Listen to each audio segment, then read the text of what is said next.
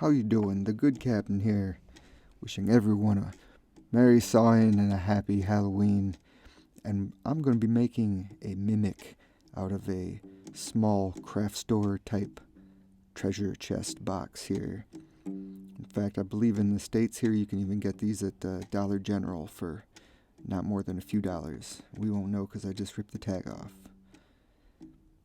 I got some beads out there we're going to make some eyes from.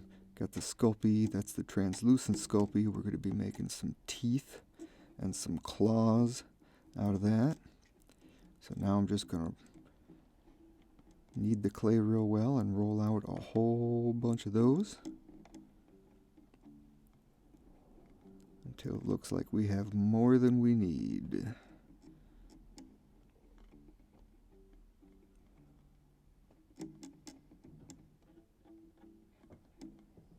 There they go in to bake. That looks like a nicer sized batch.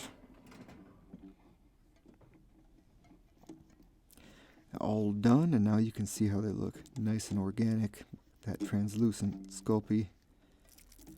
There's the plain white Sculpey. We're going to be using that for the rest of the box, or the planks and the faux metal hardware that's going to be going all around it. Kneading that up real good to condition it.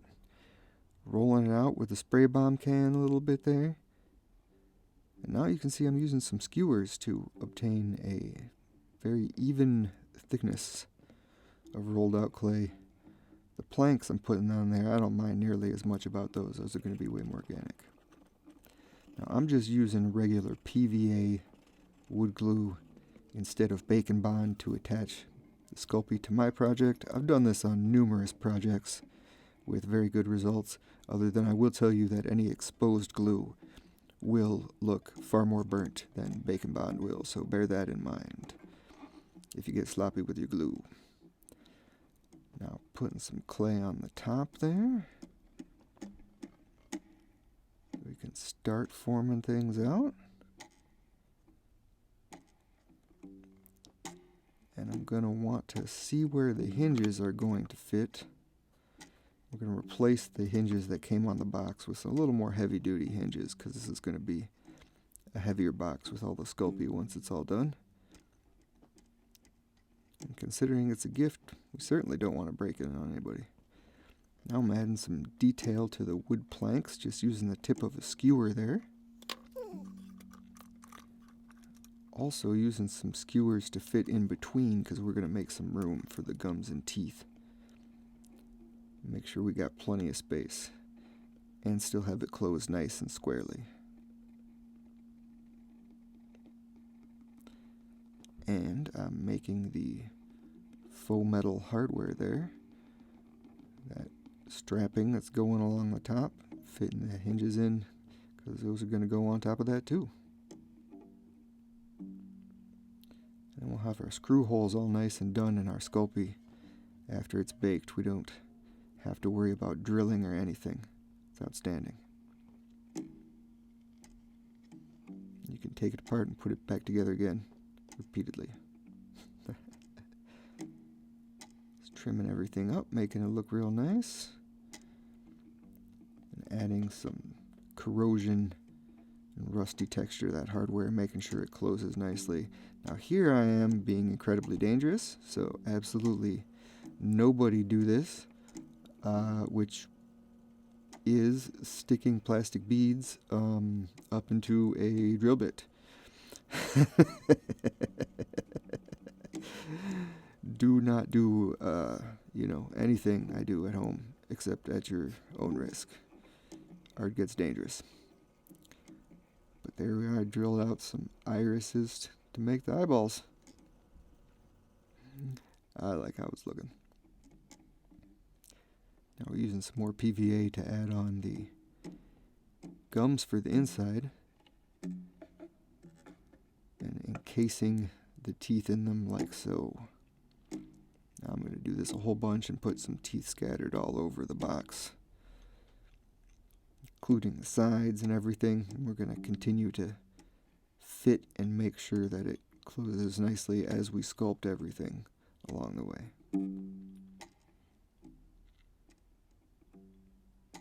There's a side tooth. There's some side tooths. And all the while I'm detailing and adding texture and making sure it's looking like we want it to.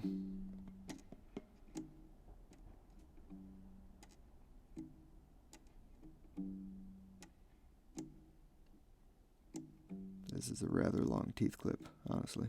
There we go. Now the teeth have been baked, and I'm adding the claws to the bottom. Doing a very similar thing. We're going to use the clay for our hardware, and just encase the claws in those, make it look like it's growing right out of the box. Along with some more PVA. There you go, all nice and solid. It's got toenails. Putting some PVA on the end of the box and starting to add the eyes. You can see I just cut some slits in the Sculpey before I laid it over top of the beads to press them out, and then I can further detail those eyelids with skewer, fingers, whatever other sculpting tools you like to use. And I'm adding some rivets everywhere all along the hardware, because treasure chests need rivets. And mimics need treasure chests. Or vice versa, I don't recall. But now you can see I'm using a pretty heavy-duty nylon brush to stipple some texture into that hardware too. Pretty sure I cribbed that tip from Craftsman.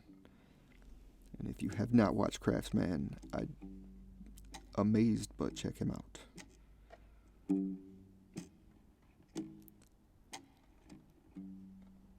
Bottom layer plank there, just putting some teeth toward the top because we're going to have the hardware along the bottom half of that one.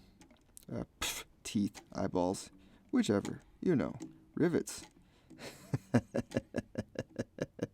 Rivets, eyeballs, and teeth all over the joint. Now I'm starting to seal everything with some Mod Podge and black paint. Watching, I believe, Dana Howell there. Yet another awesome creator to check out. Dana Howell here on YouTube.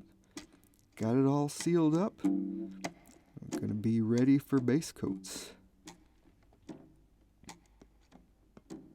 I'm putting the red over all the gums there. It's just the beginning. There's going to be many, many layers of highlighting and shading and all that fun stuff, over and over.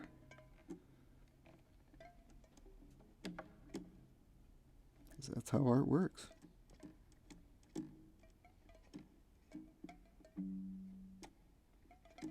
But I think those are looking like some pretty nice gums. There we go, I've gotten the brown and the metallic base coats on the outer areas.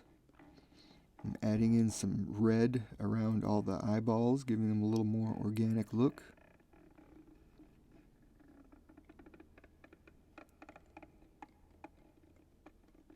Including the ones on the side there. Look at that.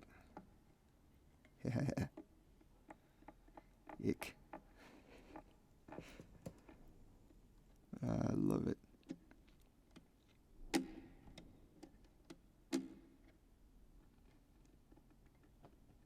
Doing some more browns there.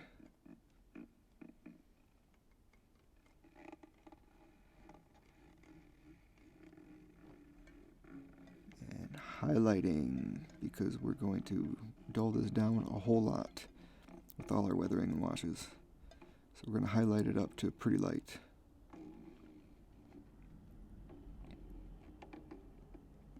Adding some rust and corrosion onto all the hardware.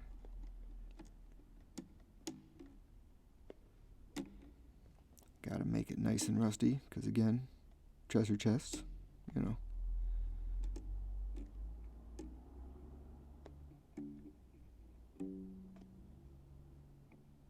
That's nice, got some all over there. Now I'm coming in with some green tones, some nice mossy greens, adding even more age and weathering. I mean, if a treasure chest doesn't look at least that old, you know, I mean, you probably don't even want the treasure that's in it, if in fact there is a treasure at all. you gotta go for those aged treasure chests. That's where the good loot always is. Yeah, look at that. Now adding some wash to bring it all together and add some shadows to everything. That'll seep into all the cracks and crevices there. Just a deep brown wash. Re-gluing a tooth. Yeah, sometimes teeth fall out. I've had it happen. There you go, putting some more rustiness and grime all over everything. I'm really loving how it's looking there.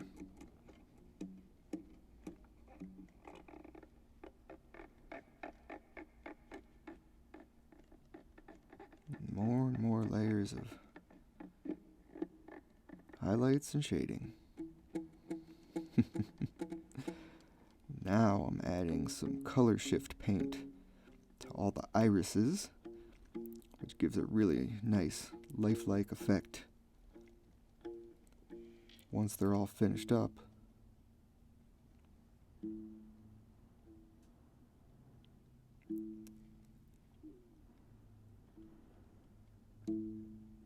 Looking really nice there. You can see a little closer look using a few different shades.